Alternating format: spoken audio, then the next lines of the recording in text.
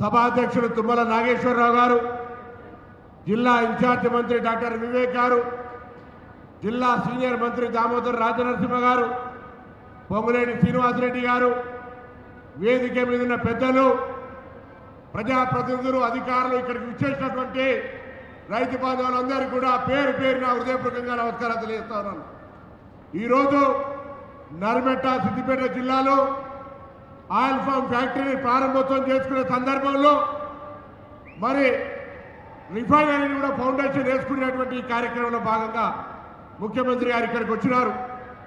పెద్దలు తుమ్మల నాగేశ్వరరావు గారు గత కొంతకాలంగా ఆయిల్ ఫామ్కు సంబంధించి మన అమూల్కు సంబంధించి కురియన్ ఏ విధంగా జ్ఞాపకం చేసుకుంటామో తెలంగాణ ప్రాంత రైతాంగానికి అన్ని జిల్లాల నుంచి అశ్వరూపణకు తీసుకెళ్లి ఆయిల్ ఫామ్కు సంబంధించి ప్రోత్సహించే కార్యక్రమాలు చేపడతా ఉన్నారు. వారు మరొక ఆయిల్ ఫామ్ కురియన్గా మారిపోయినారు. ఈరోజు రైతుకు కావాల్సిందే సరి అయినటువంటి గిట్టుబాటు ధర, మార్కెటింగ్ అవకాశం. ప్రధానంగా రైతు ఆలోచన చేసేది తన ఉత్పత్తి ఎక్కడ కూడా ప్రకృతి పరంగా ఇబ్బంది కలగద్దనేటువంటి మాట. వాతావరణం అనుకూలించాలి.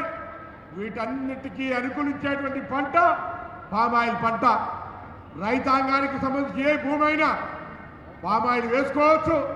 ఇంతమంది పెద్దలు ఎంపీ గారు చెప్పినట్టుగా ఎటువంటి ప్రకృతి పరమైన వైపరీత్యాలకు ఇబ్బంది లేదు, జంతుపరంగా ఇబ్బంది లేనటువంటిది. మార్కెటింగ్కి వస్తే ఈ ఆయిల్ ఫామ్కు సంబంధించిన వాళ్ళు ప్రతి మండల కేంద్రంలో ఈ యొక్క గెలల కలెక్షన్ పెట్టబోతా ఉన్నారు. నేను ఈ వేదిక మీద రైతాంగాన్ని కోరుతా ఉన్నా, 10 ఎకరాలుంటే 8 ఎకరాలు రేపటి నుంచి ఆయిల్ ఫామ్ వేసేదానికి వరి నుంచి కన్వర్ట్ కమ్మని కోరుతా ఉన్నా.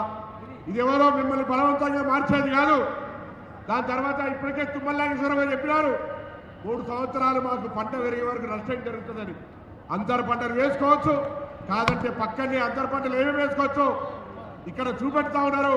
కాబట్టి ప్రాంత రైతాంగం అంతా కూతవేటి దూరంలో ఓపెన్ అయిన ఈ ఫ్యాక్టరీని వినియోగించుకొని ఆదిలాబాద్ నుంచి పండింది కూడా ఇక్కడికి రావాలి.